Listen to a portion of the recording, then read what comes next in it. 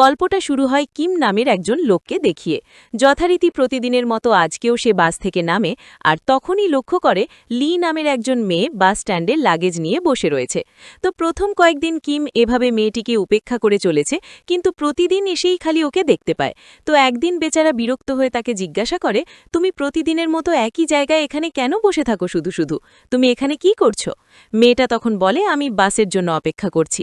But এখানে Kim মেয়েটার উত্তরে বলে, আমি এইমাত্র যে বাস থেকে নামলাম এটাই এখানকার শেষ বাস, আর শুধুমাত্র আবার সকাল 6টায় আর একটা বাস আসবে। তো ওই মেয়েটা তখন কিমকে জিজ্ঞাসা করে, তুমি কি আমাকে চেনো? কিন্তু কিম বলে, না, আমি তো তোমাকে চিনি না। তো এ কারণে কিম আর কোনো কথা না বাড়িয়ে মাথা নিচু করে চলে যায়। কিন্তু পরের বার সে যখন আবার এখানে আসে, গত রাতের মতো একই অবস্থা। কিম বাস থেকে নেমে যায়, আর মেয়েটা ওই বাস স্ট্যান্ডে একা বসে রয়েছে। কিন্তু একটা জিনিস আজকে বদলে যায়, সেটা হচ্ছে আজকে বৃষ্টি হচ্ছিল। তো এজন্য কিমের একটু ময়া হয় মেয়েটার জন্য, এবং সে মেয়েটিকে এখানে থাকতে নিষেধ করে এবং বলে, এই জায়গাটা থাকা তোমার জন্য নিরাপদ নয়। তুমি চাইলে আমার বাড়িতেই থাকতে পারো, আমার বাড়িতে রাত কাটাতে পারো। তো মেয়ে এতটুকু কথা বলাতে রাজি হয়ে যায় এবং কিম তাকে বাড়িতে নিয়ে আসে। আর তারপরে দৃশ্যের চেঞ্জ হয়, আমরা একটা নার্সকে দেখতে পাই যে রাতে আইসিইউতে ডিউটিতে ছিল। আর তখন সে রাতে একটা অদ্ভুত লোক আইসিইউতে ঢোকার চেষ্টা করে। তো সে যখন ঢুকতে চায় তখন নার্স তাকে আটকায়। তো ওই লোকটা তখন জানায়, আমি আসলে মর্গে যাওয়ার চেষ্টা করছিলাম। মানে সে বলতে চাইছিল সে আসলে ওই জায়গাটিতে যেতে চায় যেখানে মৃত্যুর পরে হসপিটালের লোকেরা মৃতদেহকে রেখে দেয়, মানে ফ্রিজে রেখে দেয়। তো নার্স তখন লোকটির কথার উত্তর দেওয়ার আগেই একজন রোগীর অবস্থা খুব খারাপ হয়ে যায়। আর পরিস্থিতি সামলে সে যখন ফিরে আসে, সে দেখতে পায় ওই মর্গে যেতে চাওয়া লোকটি আর নেই, এখান থেকে চলে গিয়েছে। আর পরের দৃশ্য সামনে দেখতে পাই একটা লাইট শপ, আর এর মালিকের নাম হচ্ছে জং। এবং এখানে অনেক বিভ্রান্ত মানুষ লাইট নিতে আসে। তো বিভ্রান্ত মানুষ বলতে কি বুঝেছে পরে বুঝতে পারবে। তো জং তাকে একটা লাইট দেয়, কিন্তু অদ্ভুত ব্যাপার হলো জং লোকটির সম্পর্কে কিছু জিজ্ঞাসা না করেই তার সম্পর্কে সকল তথ্য দাঁড়িতে লিখে ফেলে। আর তারপর এই একই দোকানে সেই হসপিটালের লোকটা আসে। তো জং তাকে জিজ্ঞাসা করে, আমি আপনাকে কিভাবে সহায়তা করতে পারি? কিন্তু ওই লোকটা কিছু না বলে বিভ্রান্ত হয়ে সেখান থেকে চলে যায়। আর তারপর দৃশ্যটি পাল্টে যায় এবং আমরা একটা স্কুলের দৃশ্য দেখতে পাই। এবং অবাক করার ব্যাপার হচ্ছে রাতেই স্কুল হচ্ছে। তো যাই হোক, সেখানে মাঠের একটা জায়গায় থেকে একটা মেয়ে ক্লাসের দিকে দেখছিল এবং দেখা যায় সেখানে হাইজু নামের একটা মেয়ে বসে রয়েছে। তো হাইজু তাকে লক্ষ্য করে এবং ওপর থেকে হাই বলে। তবে এখানে আমরা একটা অদ্ভুত জিনিস লক্ষ্য করি, হাইজুকে অন্য কোনো মেয়ে দেখতেই পাচ্ছিল না এবং তাকে এমনভাবে উপেক্ষা করছিল যেন তাকে দেখা যায় না, তার কোনো অস্তিত্বই নেই। আর তারপর আবারও আলোর দোকানের একটা দৃশ্য দেখানো হয়, আর একজন লোক তখন জংয়ের কাছে আসে। আর লোকটির পৌঁছনোর সাথে সাথেই জংয়ের চশমার কাঁচগুলো যেন বরফে পরিণত হতে শুরু করে। তো লোকটি তখন জংকে জিজ্ঞাসা করে, তুমি কি একটা কুকুর দেখেছ? আসলে ওই কুকুরটা আমাকে খুব বিরক্ত করছে এবং আমার ঘরের সামনে এসে ঘেউ ঘেউ করছে। তো জং তখন বলে, না, আমি তো কোনো কুকুর দেখিনি। আর এই কথা বলতে বলতে সে তার বরফ ঠান্ডা জমা চশমাটা খুলে মুছতে থাকে। আর সে যখনই তার চশমাটা খুলে ফেলে, ওই লোকটাও সেখান থেকে চলে যায়। আর এরপর আমাদের হাইজুর স্কুলটি দেখানো হয়। তো হাইজুর বন্ধুরা আত্মা নিয়ে কথা বলছিল এবং বলে যে সব মেয়েই আত্মা দেখেছে। তো হাইজু মেয়েদের এই কথা বলার চেষ্টা করছিল যে আমিও আত্মা দেখেছি, কিন্তু অদ্ভুতভাবে কেউ ওর কথা শোনেই না, কোনো প্রশ্নের উত্তরও দেয় না। এমনকি ও যখন ডাকে ওর দিকে কেউ তাকাচ্ছিলও না। আর এরপর দৃশ্যের চেঞ্জ হলে আমরা দেখতে পাই একটা মহিলা আলোর দোকানে প্রবেশ করে, আর তার নাম হচ্ছে হিউন। এবং সে চুপচাপ পুরো দোকানটা ভালো করে দেখতে থাকে। আর তারপর সে যখনই একটা আলো স্পর্শ করে তখন জং অদ্ভুতভাবে তাকে সেটি ধরতে নিষেধ করে এবং বলে, তোমার এটা করা উচিত নয়। মানে জংয়ের কথাটা এমন ছিল যে ওই আলো স্পর্শ করে মহিলাটি কাউকে হত্যা করার চেষ্টা করছিল, মানে ওই আলো ধরলে হয়তো কেউ মারা যাবে রিয়েল লাইফে। তবে এগুলোর সকল প্রশ্নের উত্তর তুমি পরে পেয়ে যাবে। তো যাই হোক, এরপর হিউন চলে যাওয়ার পরে আমরা রাস্তায় হাইজুকে দেখতে পাই, যেখানে অবিরাম বৃষ্টি হচ্ছিল, আর হাইজু স্কুল থেকে বাড়ি ফিরছিল। তো পথে হাঁটতে হাঁটতে সে ভয় পেয়ে যায় এবং জংয়ের দোকানে চলে আসে। তো এখানে আমরা জানতে পারি যে জং হাইজুকে এবং হাইজু জংকে ভালো মতোই চিনে, মানে বেশ কয়েকবার এসেছিল। তো জং ওকে দেখে অনেক খুশি হয় এবং জং ওকে একটা ক্যান্ডি দেয়, আর তারপর তারা দুজনে গল্প করতে শুরু করে। তো হাইজু তারপর বলে যে সে খুব ভয় পাচ্ছিল, কারণ সে শুনেছে আশেপাশে অনেক আত্মা রয়েছে। তো জং তখন উত্তর দেয়, এতে তোমার ভয় পাওয়ার কিছু নেই। তো এরপর জং তাকে একটা অদ্ভুত প্রশ্ন করে, আচ্ছা, তুমি কি তোমার মায়ের সাথে থাকো? হাইজু তখন হ্যাঁ উত্তর দেয়। আর তারপর সে একটা আশ্চর্যের বিষয় প্রকাশ করে। সে বলে, তুমি ঈশ্বরের কাছ থেকে একটা উপহার পেয়েছ, আর তা হচ্ছে তুমি আত্মা বা ভূত এগুলো দেখতে পাও। তো এই কথা শুনে হাইজু এক্সাইটেড হয়ে যায় এবং জিজ্ঞাসা করতে লাগে, আচ্ছা তাহলে আমি যদি কোনো আত্মা দেখি আমি কিভাবে চিনতে পারবো একটা আত্মা? তো জং তখন বলে, তোমাকে খুব সাবধানে তাকে দেখতে হবে এবং ওই লোকদের মধ্যে তুমি অবশ্যই কোনো একটা না কোনো কিছু অস্বাভাবিক দেখতে পাবে। তো হাইজু তখন চিন্তায় ডুবে যায়। আর সেখানে আমরা নিচের যে আয়নায় জংয়ের প্রতিফলন দেখতে পাই, যেখানে আমরা দেখতে পাই জংকে তো 200-300 বছরের বুড়ো দেখাচ্ছিল। তার মানে জং নিজেই একটা ভূত বা আত্মা।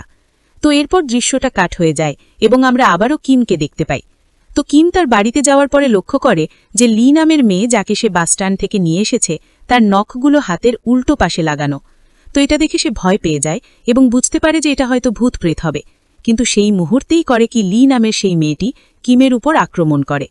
তবে লির সাথে কি হয়েছে সেটা আমাদের দেখানো হয়নি। তবে লি করে কি সুটকেস নিয়ে ঘর থেকে বেরিয়ে আসছিল এবং তার সুটকেস থেকে রক্ত ঝরে পড়তে শুরু করে। আর এটা দেখে আমরা বুঝতে পারি হয়তো কিমকে মেরে সুটকেসে ভরে দিয়েছে। আর ওই সময় হাইজু বাড়ির উদ্দেশ্যে রওনা দিয়েছে এবং সে লিকে দেখে হাই বলে এবং অবাক হয়ে লি কারো ওর দিকে তাকায়। মানে লি এজন্যই অবাক হয়েছিল যে হাইজু তাকে কিভাবে দেখতে পাচ্ছে, কারণ লি তো একজন ভূত। তো একই সময় আমরা রাস্তায় ইউজি নামের একটা ছেলেকে দেখতে পাই। আর সে তখন স্কুল থেকে বাড়ির উদ্দেশ্যে রওনা হচ্ছিল। তো পথে সে খুব ভয় পাচ্ছিল, আর তাই সে ভয় দূর করার জন্য গান গাইতে শুরু করে। আর ঘরের ভেতরে আমরা সিয়ন নামের একটা মেয়েকে দেখতে পাই। তো মেয়েটি তার গানে খুব বিরক্ত হচ্ছিল। মানে রাস্তায় ভয়ে হেহে করে গান গাইয়ে যাচ্ছে, ও বিরক্ত হচ্ছে এবং গানের কারণেও কাজও করতে পারছিল না। এমনকি ওর ওপর থেকে আলোগুলো নিভে গিয়েছিল এবং আলো নিভে যাওয়ার সাথে সাথে আমরা তার পেছনে ছায়ার মতো অন্য কাউকে দেখতে পাই। আর এটা সম্পর্কে কিন্তু সিয়ন সম্পূর্ণ অজ্ঞ ছিল, মানে যে ওর পেছনে কেউ রয়েছে। আর এরপর সে যখন লাইট পরীক্ষা করতে যায় তখনই সে জানতে পারে যে মেইন সুইচটা বন্ধ না, কিন্তু তারপরও আলো আসছে না। মানে কোনো সমস্যা নেই, তারপরও আলো আসছে না। কিন্তু ঘটনাটা শুধুমাত্র এই বাড়িতেই ঘটছিল। তো ও ভাবে হয়তো এই বাড়িটা অনেক পুরনো হয়ে গিয়েছে, এজন্য হয়তো এখানে কোনো কারিগরি সমস্যা হতে পারে। তো এ কারণে কারিগর রুমে ফেরত যায় এবং আবারও ল্যাপটপ খোলে এবং সে তার কাজ চালিয়ে যাচ্ছে। কিন্তু ওদিকে ইউজির ওই গান ওকে আবারও বিরক্ত করতে শুরু করে। আর সিয়নের ডাক শুনে ইউজি নামের সেই ছেলেটা যখন তাকায় ওর বাড়ির দিকে, তখনও জানালায় সিয়নের পেছনে কাউকে দাঁড়িয়ে থাকতে দেখে, মানে কোনো একটা প্রেতাত্মা। তো এ কারণে সে ভয় পেয়ে তৎক্ষণাৎ পালিয়ে যায়। আর এরপর সিন চলে যায় হসপিটালে সেই নার্সের দিকে, যে এই মুহূর্তে ওয়াশরুমে রয়েছে। তো নার্স ওয়াশরুমে গেলে দেখতে পায় ভেন্টিলেশন থেকে কেউ বেরিয়ে ঝুলন্ত অবস্থায় ওকে চিৎকার করতে শুরু করেছে এবং ওর দিকে তাকিয়ে রয়েছে। তো আমাদের মতো মানুষ হলে তো ভয়ে আরও টয়লেট ক্লিয়ার হয়ে যেত, কিন্তু নার্সে ভয় পেলেও সে চিৎকার করে না, বরং চোখ এবং কান বন্ধ করে রাখে এবং এটাকে সম্পূর্ণরূপে উপেক্ষা করে, মানে যেন এটি তার সাথে আগেও ঘটেছে। তো যাই হোক, এর সাথে সাথেই সেই সত্তাটা সেখান থেকে অদৃশ্য হয়ে যায়। আর এর পরের রাতে আবারও হাইজুকে দেখানো হয় যে রাতে স্কুল থেকে তার বাড়ির উদ্দেশ্যে রওনা হচ্ছিল এবং পথে সে হিউনকে দেখতে পায়। হিউন মানে সেই মহিলা যে এর আগে লাইট হাউসে গিয়েছিল আর কি, বা লাইট শপে। তো ও সময় বৃষ্টি হচ্ছিল। তো হাইজু করে কি হিউনের সাথে তার ছাতা শেয়ার করে নেয় এবং উভয়েই কথা বলতে বলতে হেঁটে চলেছিল। কিন্তু তারপর সে লক্ষ্য করে যে হিউন হঠাৎ করেই লম্বা হতে শুরু করেছে এবং বড় হওয়ার সাথে সাথে তার কাঁধের উচ্চতা অনেক বেড়ে যায়। আর এই দৃশ্যটাই কিন্তু সোশ্যাল মিডিয়াতে অনেক ভাইরাল। তো হাইজু এটা দেখে অনেক ভয় পেয়ে যায় এবং সে বুঝতে পারে যে হিউন তো কোনো মানুষ নয়, কারণ জং তো আগেই বলেছিল যে যদি কেউ আত্ম হয়ে থাকে তার ভেতরে অস্বাভাবিক কিছু থাকবে। এবং জং এটাও বলেছিল যদি এরকম কেউ তোমার সামনে আসে তাহলে তার দিকে না তাকিয়ে বা কোনো কথা না শুনে তাকে উপেক্ষা করে সোজা চলে যাবে। তো ফার্স্টে হাইজুও তাই করে, জংয়ের কথাগুলো মনে রেখে সোজা এগিয়ে যেতে শুরু করে। কিন্তু হাইজু চলে যাওয়ার সাথে সাথে সে যখন ঘুরে আবার তাকিয়ে দেখে, সে দেখতে পায় যে হিউন তখনও সেখানে রয়েছে এবং পেছনে আসছে, এবং সে হাঁটতেও পারছিল না, খোঁড়া ছিল, মানে এত বেশি লম্বা হয়ে গিয়েছে। আর ওইদিকে লাইট শপের ভেতর থেকে জং এটা বুঝতে পারে, আর এজন্যই সে লাইট শপ থেকে বেরিয়ে আসে এবং তারপর হাইজুকে সেখান থেকে দ্রুত চলে যেতে বলে। আর তারপর হিউন যখন তার সামনে আসে তখন জং তার চশমা খুলে ফেলে। আর তখন হিউন নামের সেই ভূতটা জংয়ের চোখ দেখে ভয় পেয়ে পথ বদলে অন্যদিকে চলে যায়। আর এর পরের দিন আমরা দেখতে পাই ইউজিও যখন স্কুল থেকে বাড়ির উদ্দেশ্যে রওনা হয় তখন পথে তার লির সাথে দেখা হয়। এবং এখানে আশ্চর্যের একটা জিনিস দেখো, সবসময় রাতেই থাকে। আর আরেকটা বিষয় লক্ষ্য করতে হবে তোমাকে, আমি কিন্তু বলেছি পরের দিনের কাহিনী এটা, কিন্তু তখনও রাত এবং তখনও সুটকেস হাতে। তো ব্যাপারটা অনেকটা টাইম লুপের মতো আর কি, সেম জিনিস রিপিট হয়। তো যাই হোক, লির কাছে সে ওই সুটকেসটা লক্ষ্য করে যেটা থেকে রক্ত বের হচ্ছিল, কিন্তু ও রক্তটা যে বের হচ্ছে এটা খেয়াল করেনি। তো মনে করে লি একটা নিষ্পাপ মেয়ে, হয়তো কোনো বিপদে পড়েছে রাতে। তো সে করে কি ওর সাথে কথা বলতে শুরু করে এবং ছাদা ভাগাভাগি করতে শুরু করে। মানে সুন্দরী মেয়ে হলে যে সুবিধা, সবাই ভালো মনে করে। তো যাই হোক, এরপর তারা দুজনে যখন সিওনের বাড়ির পাশ দিয়ে যাচ্ছিল তখনই ইউজি লিকে বলে, এই বাড়ির পাশ দিয়ে আমি যখনই যাই তখনই আমি খুব ভয় পাই, কারণ এই ঘরের যে মালিক রয়েছে তার পেছনে আমি দাঁড়িয়ে থাকা কোনো একটা আত্মাকে দেখি। আর এবার আমরা দেখতে পাই সিওনও তার পেছনে কোনো কিছু ছায়া দেখতে পায় এবং সে বুঝতে পারে যে তার বাড়িতে তার সাথে আরও কোনো সত্তা রয়েছে। আর এইদিকে ইউজিও আবার লির হাতের দিকে লক্ষ্য করে এবং সে দেখে লির হাতের নখ উল্টো হয়ে রয়েছে। আর এটা দেখে সেও বুঝতে পারে যে ওর সাথে যে মেয়েটা রয়েছে, লি, সে মানুষ নয়। তো সে ভয় মৃত্যুপায় হয়ে যায় এবং নিচে পড়ে যায়, ফলে তার পা বাঁকা হয়ে যায় এবং প্রচণ্ডভাবে কাঁপছিল। তো লি নামের ওই মেয়েটা তখন জিজ্ঞাসা করে, তুমি কি ঠিক আছো? ইউহু যেহেতু এই প্রশ্নের কোনো উত্তর দিতেই পারে না, উল্টো খোঁড়াতে খোঁড়াতে পালাতে শুরু করে। আর এরপর আমরা দেখতে পাই লি সেই লাইট শপে আসে, আর জং তখন লিকে দেখে জিজ্ঞাসা করে, তোমার কি প্রয়োজন, কিভাবে আমি তোমাকে সাহায্য করতে পারি? তো এরপর লি ক্রিকে একটা বাল্ব লক্ষ্য করে এবং তার দিকে তাকিয়ে থাকে এবং বলে, আমি জানি কি দরকার আমার, তবে এখন আমার লাগবে না। তো এরপর সে চলে যাওয়ার জন্য ঘুরে দাঁড়ায় তখন একটা এখানে ডিটেকটিভ বা পুলিশ আসে। তো ওই ডিটেকটিভ মূলত কাউকে খুঁজতে এসেছিল। আর তারপর জংকে সেই লোকটার কথা জিজ্ঞাসা করে যে আপনি দেখেছেন কিনা। আর এরপর ওই ডিটেকটিভ যখন লির পাশ দিয়ে যায় তখনই সে লক্ষ্য করে লি যেখান দিয়ে যাচ্ছিল সেখানেই রক্ত পড়ছিল। তবে সে সুটকেসের দিকে তাকায়নি, সে উল্টো লিকে জিজ্ঞাসা করে, তুমি কি ব্যথা পেয়েছ, কোথাও কি আঘাত পেয়েছ? লি তখন মাথা নাড়ায় এবং সেখান থেকে চলে যায়। আর বাইরে বৃষ্টি হচ্ছিল, আর এ কারণেই ওই পুলিশ মূলত বৃষ্টি থেকে বাঁচার জন্য লিকে তার রেনকোটটাও দিয়ে দিয়েছিল। মানে মেয়ে হলো কত সুবিধা। তো যাই হোক, এরপর থেকে দৃশ্যপট বদলে যায় আর আমাদের আবারও একটা হসপিটালের দৃশ্য দেখানো হয়। আর হসপিটালের মর্গে একটা মৃত ব্যক্তির লাশ দেখে একটা নার্স তো ভীষণ ভয় পেয়ে যায় এবং সে ডক্টরকে বলে, লাশটা কি জীবিত রয়েছে? তো এই কথা শুনে ডক্টর অবাক হওয়ার চেয়ে বরং স্বাভাবিকভাবে নার্সকে বলে, তুমি লাশের কাছে ক্ষমা চাও। তো এরপর তারা দুজনেই একসাথে ওই লাশের কাছে ক্ষমা চায়।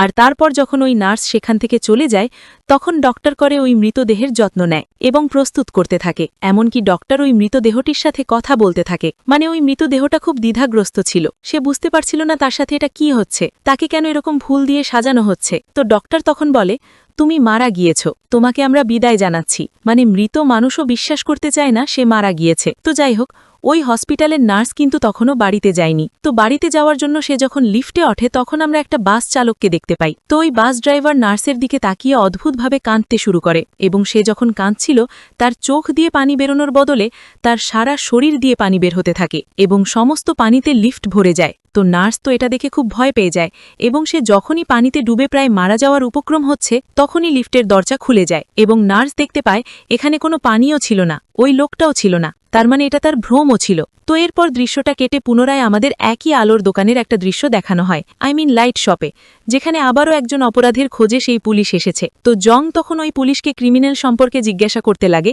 যে ও দেখতে কেমন, এবং আমরা এখানে দেখতে পাই ওই পুলিশ যখন কথা বলছিল বারবার তার চোখ উল্টাপাল্টা হয়ে যাচ্ছিল, মানে অদ্ভুত দেখাচ্ছিল। তো যাই হোক, পরের দিন সকালে আবারও হসপিটালের দৃশ্য দেখানো হয় যেখানে নার্স প্রতিদিনের মতো তার কর্তব্যে আসে এবং যখন সে একটা রোগীকে লিফটের মাধ্যমে এক স্থান থেকে অন্যান্যে নিয়ে যাচ্ছিল তখন রোগী তাকে বলে যে আমি হসপিটালের মধ্যে কেন এমন সব লোককে দেখতে পাই যাদেরকে আর কেউ দেখতে পায় না। তো নার্স তখন বলে, সত্যি কথা বলতে আমারও এই পাওয়ারটা রয়েছে। আসলে এই পাওয়ারটা তাদের মধ্যেই আসে যারা মৃত্যুর মুখ থেকে বেঁচে ফিরেছে, মানে যারা দ্বিতীয় জন্ম পেয়েছে। এবং আমার সাথে এমন একটা দুর্ঘটনা ঘটেছিল এবং ওই দুর্ঘটনাতে আমি প্রায় মারাই যাচ্ছিলাম। তো এই মৃত্যুর মুখ থেকে ফিরে আসার পর থেকে আমিও এই আত্মাগুলোকে দেখতে পাই। তো তুমিও যদি ওদেরকে দেখতে পাও জাস্ট ওদেরকে ইগনোর করো, ওরা তোমার কিছুই করতে পারবে না, জাস্ট ওদেরকে ইগনোর করো। তো যাই হোক, এরপর সে ওই রোগীকে আইসিইউ রুমে নিয়ে যায় এবং এখানে আইসিইউ রুমে আরও অনেক রোগী ছিল যারা সবাই কোমায় রয়েছে। তো এখানে আমরা একটা বড় ধরনের শক খাই। অ্যাকচুয়ালি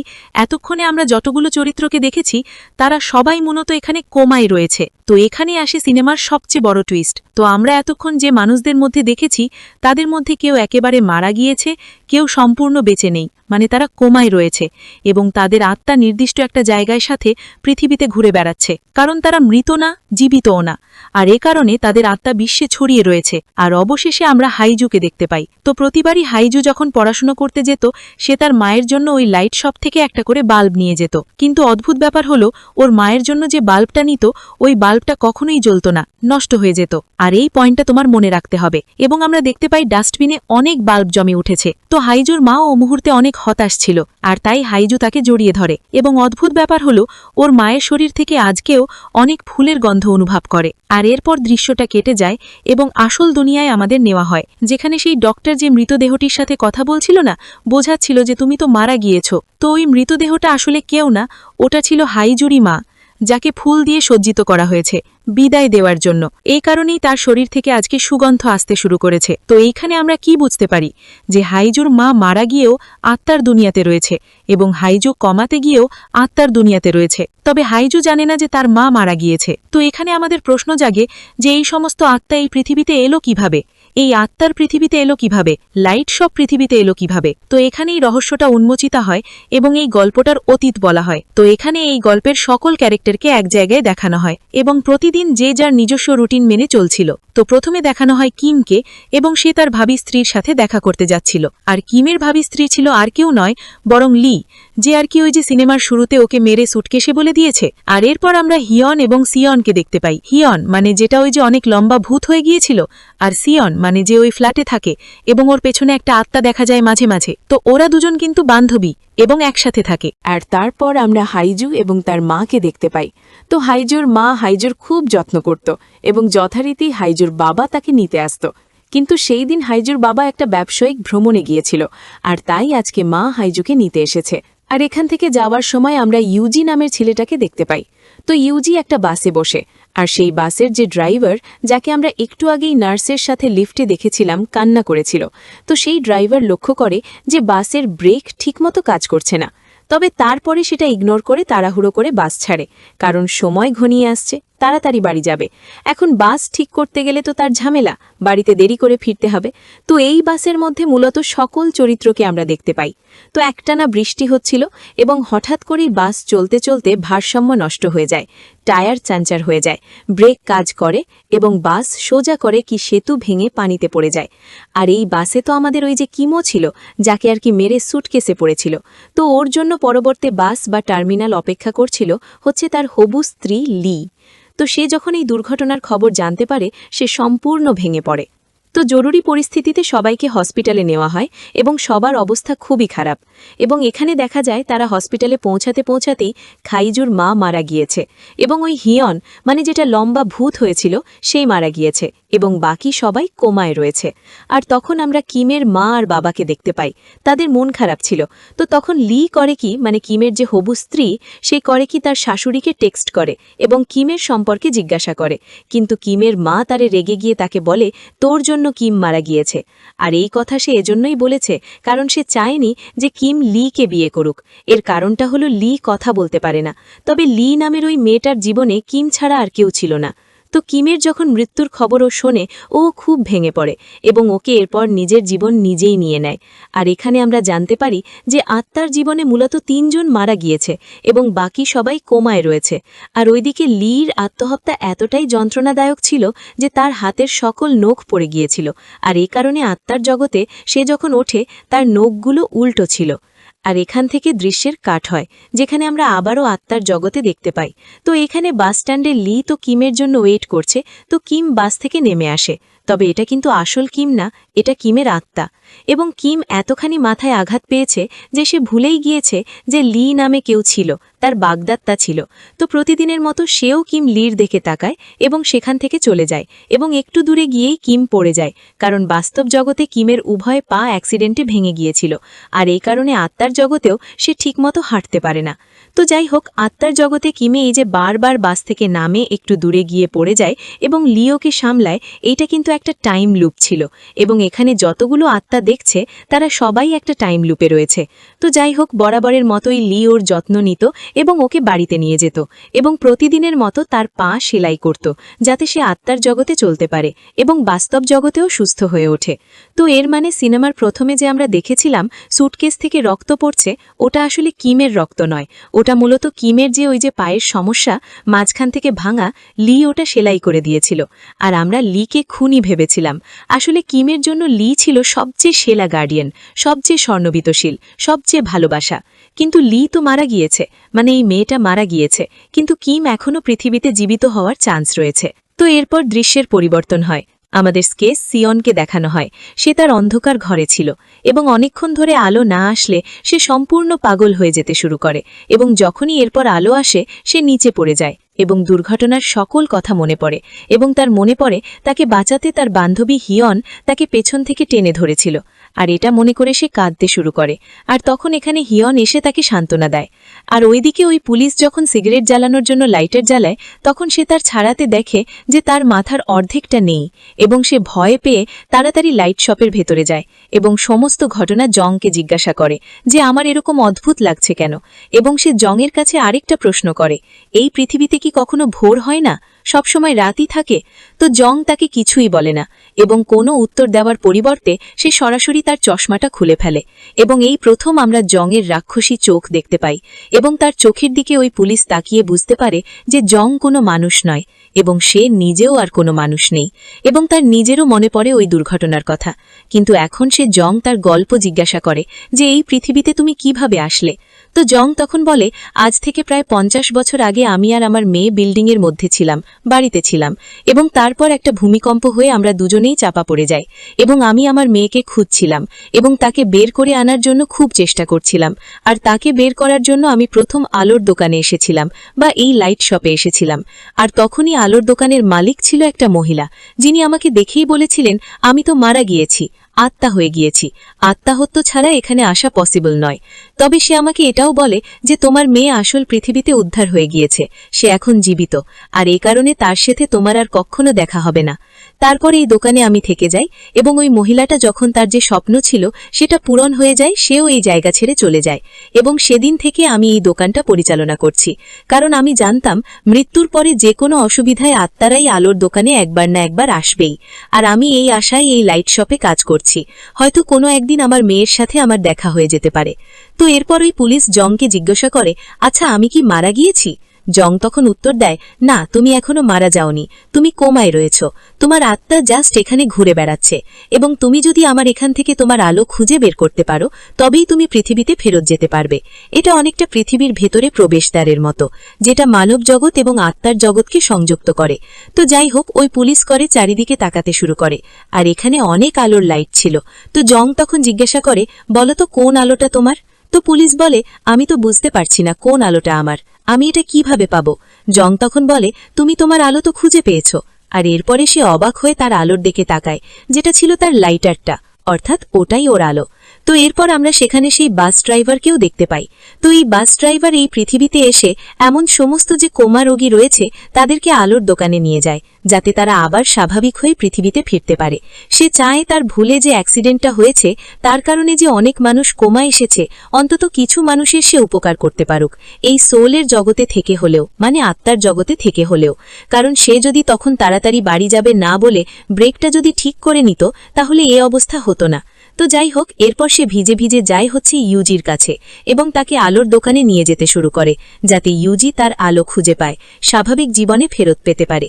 আর এরপর সে তার কৃতকর্মের জন্য ক্ষমা চায় যে আমিই সেই ড্রাইভার যার জন্য তোমাদের এই অবস্থা। তো এরপর ইউজি আলোর দোকানের ভেতরে আসে এবং আলোর দোকানে প্রবেশ করতে প্রথম দেখাতেই ইউজি তার আলো খুঁজে পায়। আর সে তার আলো সম্পর্কে এজন্যই জানতে পেরেছিল কারণ তার আলো বাকি সবার চেয়ে তাকে দেখার পরে জ্বলছিল, অনেক বেশি দৃশ্যমান ছিল। তো ইউজি যখনই আলোটা স্পর্শ করে সে আলোটা উজ্জ্বলভাবে জ্বলতে শুরু করে। আর তখন জং তার কাছে এসে বলে, আশা করছি আর কখনোই আমাদের এখানে দেখা হবে না। মানে জং তাকে পৃথিবীতে পাঠাচ্ছিল এবং তার পক্ষ থেকে চিরবিদায় জানাচ্ছিল। তো এরপর দৃশ্যপট বদলে যায় এবং আমরা আবারও লিকে দেখতে পাই এবং সে বারবার এবং তার সাথে যে বারবার ওই টাইম লুপটা ঘটছিল, এবার করে কি সে দ্রুত করে কিমের বাছার মধ্যে ঢুকে যায় টাইম লুপ ঘটার আগেই এবং কিমকে আগে সত্য সব বলে যে তুমি একটা আত্মা, তুমি কোমায় রয়েছ, তুমি আত্মার জগতে হুদাই ফেসের ঘুরে বেড়াচ্ছ, তোমাকে তোমার নিজের জগতে জেগেতে হবে। তো কিম কিছুই বুঝতে পারছিল না যে মেয়েটা লি তাকে কি বলে, কিন্তু শরীর দেখেও বুঝতে পারে যে না, তো আসলে মানুষ না, মানে অন্য সব কিছু অস্পষ্ট হলেও ওর কাছে এই বিষয়টা অস্পষ্ট ছিল। একে তো জানে না লিকে, দ্বিতীয়ত এটা আত্মার জগৎ, ওর কাছে গোজাগড়ি লাগছিল। মানে কিমের এতই আঘাত লেগেছে যে সে তার ব্রেনের স্মৃতিশক্তি চলে গিয়েছে। আর এদিকে আমরা দেখতে পাই ড্রাইভার সিয়নকে নিতে এসেছে, আর সেখানে সিয়নের বন্ধু ছিল, মানে যেটা ওই যে লম্বা ভূত হয়েছে যে ওকে বাঁচাতে চেয়েছিল, হিউজি নাইকি নাম। তো সে তাদের কাছে ক্ষমা চায় যে আমি তোমাদেরকে বাঁচাতে পারিনি। তো সিয়নের বন্ধু ওকে ক্ষমা করে দেয় ড্রাইভারকে, আর ড্রাইভার তখন সিয়নের বন্ধুর কাছে অনুরোধ করে, তুমি তোমার বান্ধবীকে লাইট শপে পাঠিয়ে দিও। তুমি তো মারা গিয়েছ, আত্মার জগতেই থাকবে সারা জীবন, কিন্তু ওর তো এখনও বেঁচে থাকার আশা রয়েছে, ও তো এখনও কোমায় রয়েছে, সম্পূর্ণরূপে মারা যায়নি। ওকে যদি তুমি আলোর দোকানে পাঠিয়ে দাও বা লাইট শপে পাঠিয়ে দাও, হয়তো বাস্তব জগতেও আবার বেঁচে উঠবে। তো একথা শুনে ড্রাইভারকে সিয়নের বান্ধবী, মানে যেটা লম্বা ভূত হয়েছিল, সে প্রতিশ্রুতি দেয় যে হ্যাঁ, আমি ওকে অবশ্যই লাইট শপে পাঠাবো। মানে এখানে ৩ জন ব্যক্তি মৃত। একজন হচ্ছে কিমের গার্লফ্রেন্ড লি, আরেকটা হচ্ছে ওই মেয়েটা হিউজি নাকি নাম ভুলে গেলাম আর কি, ওই যে জংয়ের দোকানে গিয়েছিল, চকলেট দিয়েছিল তার মা, আর হচ্ছে এই লম্বা ভূতটা। তো যাই হোক, এরপর আমরা দেখতে পাই লাইট শপে হাইজুর মা চলে এসেছে। আর হাইজুর মা কিন্তু সম্পূর্ণ মৃত, এবং সে আলোর দোকানে এসেছিল হচ্ছে তার মেয়ে হাইজুর আলো নিতে, যাতে ও এখান থেকে বেরিয়ে, কোমা থেকে বেরিয়ে পৃথিবীতে জেগে উঠতে পারে। তো হাইজুর মা জংকে দেখেই কেঁদে ওঠে, মানে এমনভাবে কেঁদে ওঠে লাগে যেন খুব পরিচিত। আর এখানে আসে একটা টুইস্ট, সিনেমার অন্যতম সেরা টুইস্ট। অ্যাকচুয়ালি এখানে যে জং রয়েছে তার মেয়েই হচ্ছে এই হাইজুর মা, মানে আজ থেকে 50 বছর আগে যে ভবঘুরে আহত হয়েছিল তার মেয়ে। অনেক খোঁজাখুঁজি করে তাকে পাওয়া যায়নি, এবং ও তো মারা গিয়েছিল, এবং জং তো মারা গিয়েছিল, এবং এখানে ওয়েট করছে তার মেয়ে, হয়তো একদিন আসবে। তো তার মেয়ে ইশারা করে বলে যে আমি তোমার মেয়ে। তো এখানে তোমার মনে প্রশ্ন আসতে পারে, জং এত ইয়াং, মেয়ে এত বুড়া কেন? তো জং মারা গিয়েছে ইয়াং বয়সে, মেয়ে এত বুড়ো হয়ে মরেছে 50 বছর বয়সে বা 57 বছর বয়সে। তো যাই হোক, জং তার মেয়েকে পেয়ে অনেক খুশি হয়ে ওঠে যে তার এত বছরের অপেক্ষা সার্থক হয়েছে। আর তারপর সে তার মেয়ের আত্মাকে জড়িয়ে ধরে, আর দৃশ্যটা শেষ হওয়ার সাথে সাথে আবারও বাস ড্রাইভারকে দেখানো হয় যে এখন হাইজুর সাথে দেখা করতে এসেছে। আর সে হাইজুকে সব খুলে বলে কিভাবে দুর্ঘটনা ঘটেছিল, কিভাবে সে কোমায় রয়েছে, এবং এই মুহূর্তে সে কিভাবে বাঁচবে। আর এজন্য তাকে লাইটের দোকানে যেতে হবে যাতে সে পৃথিবীতে ফেরত যেতে পারে। তো এইসব জানতে পেরে হাইজু তো হতবাক হয়ে যায়, এবং সে এতদিনে বুঝতে পারে তার সাথে কেন এই অদ্ভুত কাণ্ডগুলো হচ্ছিল, কেন সবসময় রাতেই ক্লাস হয়, কেন তার বন্ধুরা তাকে অপেক্ষা করছিল, কেন স্কুলে কেউ তাকে দেখতে পায় না, কেউ তাকে শুনতে পায় না। তো এটা ভেবে সে অনেক ভয় পেয়ে যায়। আর এইদিকে তার মা তার জন্য আলোয় এনেছিল, এবং সে বুঝতে পারে। আর এবার সে বুঝতে পারে যে তার মা বাস্তব জীবনে মারা গিয়েছে, এবং এটা জানতে পেরে সে সম্পূর্ণ বিধ্বস্ত হয়ে পড়ে এবং আলো নিতে অস্বীকৃতি জানায়। মানে বুঝতেই পারছো, ও আত্মার জগতে আছে বলে তাও তো মাকে দেখতে পাচ্ছে, কিন্তু জীবিত হয়ে উঠলে তো আর মার সাথে কখনোই দেখা হবে না। মানে এটা সাবকনশিয়াস মাইন্ড বলতে পারো তুমি, স্বপ্নের মধ্যে একটা বলতে পারো। তবে হাইজুর মা ওকে জড়িয়ে ধরে আদর করে এবং ভালোবাসা দিয়ে ওকে জোর করে আলো দিয়ে দেয়। আবার ওদিকে আমরা দেখতে পাই সিয়নও আসতে চায় না লাইট হাউসে, যে ওর বান্ধবী রেখেও যাবে না, মানে ওই লম্বা যে ভূতনি হয়েছিল ওকে ছেড়েও যাবে না। কিন্তু ওই লম্বা ভূতনি ওকে অনেক বুঝিয়ে পাঠিয়ে দেয় আলোর দোকানে, এবং আলোর দোকানে গিয়েও দেখতে পায় ওর আলো সবচেয়ে দুর্বল। তার মানে ও যদি আবার কোমা থেকে উঠেও যায় বা বেঁচেও যায়, ও সারা জীবন অসুস্থ থাকবে এবং কোনোদিনও স্বাভাবিক মানুষ হতে পারবে না। আর এ কারণে ও সিদ্ধান্তে নেয় এই দুনিয়াতেই থাকবে, ওর বান্ধবীর সাথে, আত্মার দুনিয়াতেই। তো এজন্য করে কি, আবারও এই জগতে ফেরত আসে, মানে নিজের জগতে সে ফেরত যাবে না।